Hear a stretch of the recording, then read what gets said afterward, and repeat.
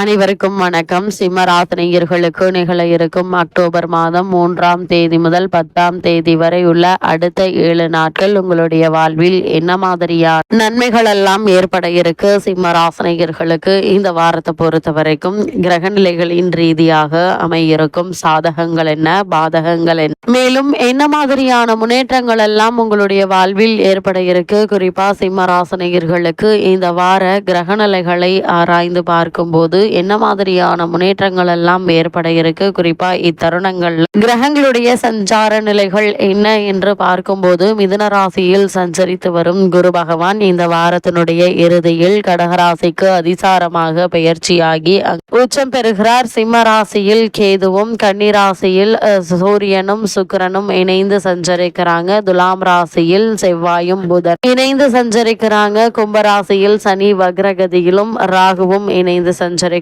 இந்த கிரகங்களுடைய சஞ்சார நிலைகளின் காரணமாக சிம்மராசினியர்களுடைய வாழ்வில் இந்த அடுத்த 7 நாட்கள் முழுவதுமே குடும்ப சூழ்நிலை ரீதியாக உத்தியோகம், தொழில், வியாபாரம், கலைத்துறை, அரசியல் துறை, மாணவ மாணவிகள், விவசாய துறையினர், பெண்மணிகள் என அனைவருக்குமே என்ன மாதிரியான நன்மைகள் எல்லாம் ஏற்பட இருக்கு என்பது குறித்தான முழுமையான பதிவை தான் இந்த வீடியோல நம்ம விரிவா பார்க்க போகிறோம்.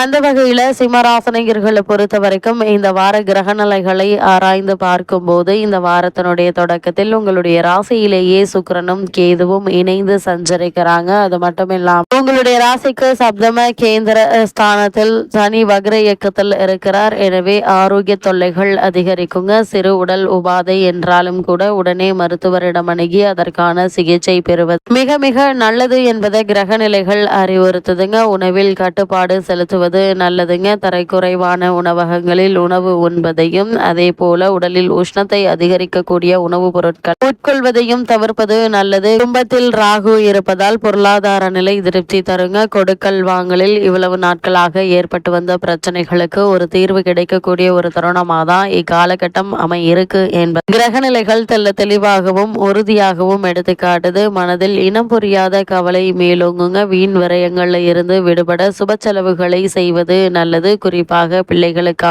திருமணம் அல்லது அவர்களுடைய வேலை நிமித்தமாக மேற்கொள்ளக்கூடிய சுப செலவுகள் நல்ல ஒரு முன்னேற்றத்தை ஏற்படுத்தி கொடுக்கும் என்பதை கிரகங்களுடைய சஞ்சார நிலைகள் தெளிவாகவும் உறுதியாகவும் எடுத்துக்காட்டுதுங்க. சிம்மராசினியர்களை பொறுத்த வரைக்கும் இந்த வாரத்தினுடைய முற்பகுதியில கன்னிராசியில் உச்சம் பெற்று சஞ்சரித்து வந்த புதன் பகவான் தற்போது துலாம் ராசிக்கு பெயர்ச்சியாகிறாருங்க. உங்களுடைய ராசிக்கு 2, 11 ஆகிய இடங்களுக்கு அதிபதியானவர் புதன். அவர் சகாயஸ்தானத்திற்கு வரும் இந்த நேரம் நல்ல நேரம் என்றுதாங்க சொல்ல வேண்டும். இதனால் வெற்றி செய்திகள் வீடு தேடி வர இருக்கு. உடன்பிறப்புகள் உங்களுடைய குணம் அறிந்து நடந்து கொள்ளக்கூடிய ஒரு தருணம் என்றுதாங்க சொல்ல வேண்டும். அவர்களோடு ஏற்பட்ட பணிப்பு அகலுங்க. குறிப்பாக பூர்வீக சொத்து சம்பந்தமாக இருந்து வந்த பிரச்சனைகளுக்கு நல்ல ஒரு தீர்வு கிடைக்க இருக்கு. அதே போல தொழில் மற்றும் வியாபாரம் செய்பவர்கள் புதிய பங்குதாரர்கள் சேர்த்து கொள்ளலாமா என்பது பற்றி சிந்திப்பீங்க. இதற்கு முன் அனுபவம் உள்ளவர்களிடம் ஆலோசனை பெறக்கூடிய ஒரு தருணமாகவும் இந்த வாரம் அமைஞ்சிருக்குதுங்க.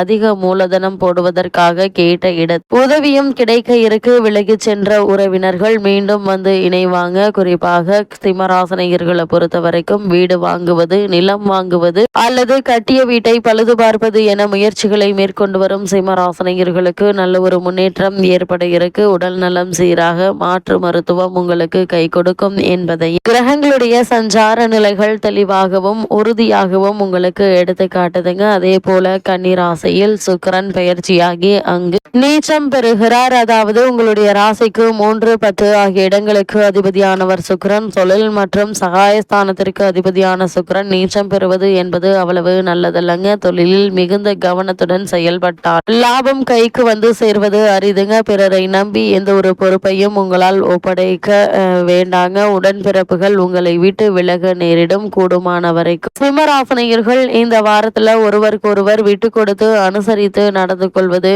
நல்லது. தடாலடியாக எந்த ஒரு காரியத்திலும் இறங்க வேண்டாங்க. முன் அனுபவம் சிம்மராசனையர்களை பொறுத்த வரைக்கும் உடன்பிறப்புகள் உங்களை விட்டு விலக நேரிடம். வாங்கி போட்ட இடத்தால் பிரச்சனைகள் மீண்டும் தலை தூக்குங்க. அதனால் கவனமாக இருப்பது நல்லது. குடும்ப உறவினர்களிடம் ஒருவருக்கொருவர் விட்டு கொடுத்து அனுசரித்து நடந்து கொள்வது நல்லது என்பதை சிம்மராசனையர்களை பொறுத்த வரைக்கும் மிதுன ராசியில் சஞ்சரித்து வந்த குரு பகவான் இந்த வாரத்தினுடைய பிற்பகுதியில் கடகராசிக்கு அதிசாரமாக பெயர்ச்சியாகி அங்கு உச்சம் பெறுகிறாருங்க.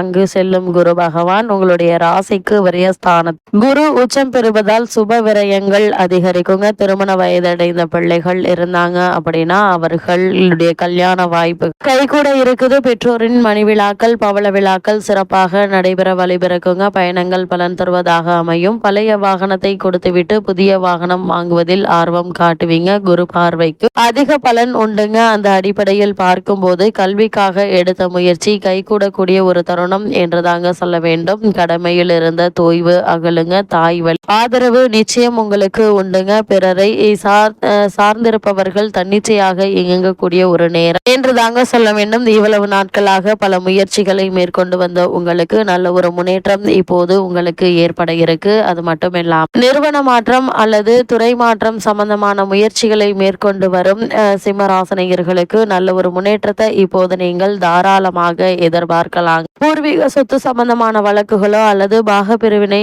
இருந்துச்சு அப்படின்னா அந்த முயற்சிகள்ல சுமூகமாக முடியுங்க. உத்தியோகத்தில் திறமைக்குரிய அங்கீகாரம் கிடைக்கவில்லையே என்று நினைத்தவர்களுக்கு புதிய வேலை வாய்ப்புகள் கிடைக்கக்கூடிய ஒரு தருணம் என்று தாங்க சொல்ல வேண்டும். அது மட்டும் இல்லாம கும்பராசனையர்களை பொறுத்த வரைக்கும் தற்போது சனி பகவான் இந்த வாரம் முழுவதுமே வக்ர இயக்கத்தில் இருக்கிறார். உங்களுடைய ராசிக்கு 6, 7 ஆகிய இடங்களுக்கு அதிபதியானவர் சனி பகவான். கண்டக சனி வக்ரம் பெறுவது நன்மைதான் என்றாலும் குடும்ப பிரச்சனைகள் கூடுதலாக இருக்குங்க. கொடுத்த வகை காப்பாற்ற இயலாது. எதிரிகளுடைய பலம் கூடும். தொழில் லாபம் வந்தாலும் அது கைக்கு கிடைப்பது அரிதுங்க. முன்னேற்ற பாதையில் சில குறுக்கீடுகள் வரதாங்க செய்யும். அவற்றில் இருந்து விடுபட சனிக்கிழமை விரதம் இருந்து சனி கவசம் பாடி சனி பகவானை வழிபடுவது மிக மிக நல்லதுங்க. அது மட்டும் இல்லாம பொது வாழ்வில் உள்ளவர்களுக்கு பொறுப்புகள் மாற்றம் ஏற்படுங்க. வியாபாரம் மற்றும் தொழில் செய்பவர்களுக்கு நல்ல வாய்ப்புகள் கை நழுவி செல்லுங்க. உத்தியோகத்தில் உள்ளவர்களுக்கு உயரதிகாரிகளால் நன்மை உண்டு. அதே போல் கலைஞர்களுக்கு ஒப்பந்தங்கள் வந்து சேருங்க. சிம்மராசியை சேர்ந்த மாணவ மாணவிகளுக்கு படிப்பில் அக்கறை கூடும். பெண்மணிகளுக்கு கொடுக்கல் வாங்க சிறப்பாக இருக்குங்க. சுப செலவுகள் அதிகரிப்பதற்கான வாய்ப்புகளும் அதிகம் இருக்கு